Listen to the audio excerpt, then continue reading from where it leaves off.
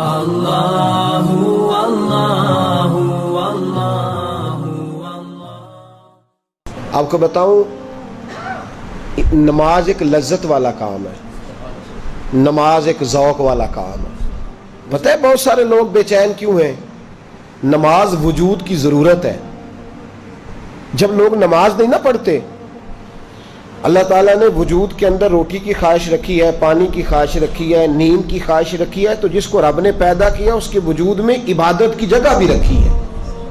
تو جب ہم سویرے اٹھ کے نماز نہیں نہ پڑھتے، اس کا مطلب یہ ہے کہ پھر ہمارا دن صحیح روشن نہیں ہوتا۔ اس بندے کا دن اصل روشن ہوتا ہے جو سویرے اٹھ کے پہلے نماز ادا کرتا ہے۔ ظہر کا وقت آیا پھر نماز پڑھے، عصر کا وقت آیا، اور میرے نبی پاک علیہ السلام نے فرمایا الصلاۃ عماد الدین، نماز دین کا ستون ہے۔ ستون کا مطلب ہوتا ہے کہ جس پر چھت کھڑی ہوتی ہے۔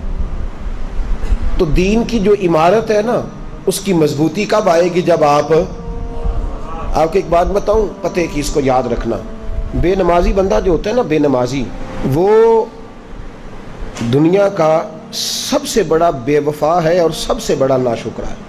آپ اگر بے نمازی سے وفا کی توقع کریں یا شکر کی توقع کریں کہ وہ کسی کا ساتھ دے گا، تو یہ زیادتی ہے۔ اس لیے کہ جس نے رب کے ساتھ ہی وفا نہیں کی، جس نے ساری نعمتیں دینے والوں کا شکر ادا نہیں کیا، تو وہ تیرا میرا کیسے کرے گا؟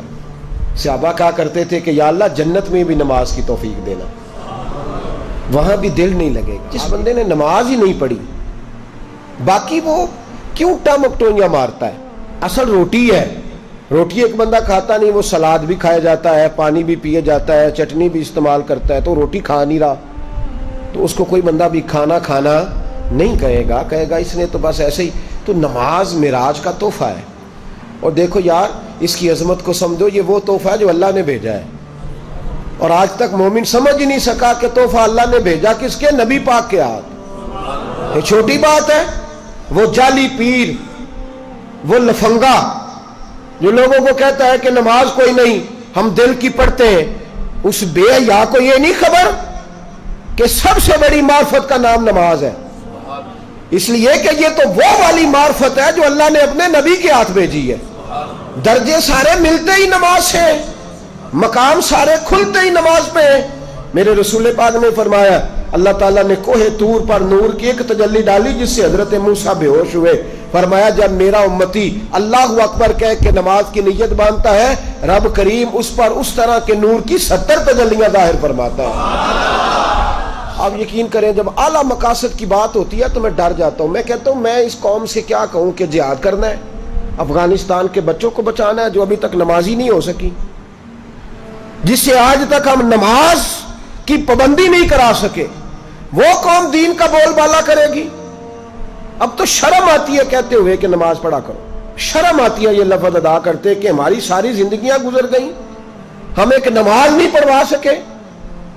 ایک بات اور یاد رکھنا، جو مجھ سے زیادہ پیار کرنے والے لوگ ہیں، میرے قریب رہنے والے، اگر میں نے کسی سے نماز کا پوچھنا چھوڑ دیا ہے نا، تو اس کا مطلب یہ ہے کہ میں سخت اس شخص سے بیزار ہو گیا ہوں، اب میں پوچھتا ہی نہیں اس سے۔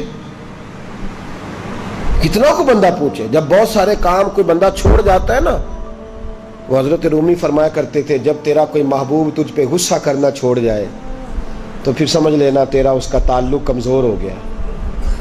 جب وہ تیرے اوپر جتنا زیادہ جلال کرتا ہے، اس کا مطلب ہے کہ اس کا تجھ سے پیار اتنا ہی زیادہ ہے، اور جس دن وہ کہہ جائے نا نہیں اس نے نہیں سمجھنا، وہ چپ کر جائے، تو اس دن سمجھ لے کہ تو ناکام ہو گیا، تو محبت میں ہار گیا، خدا را۔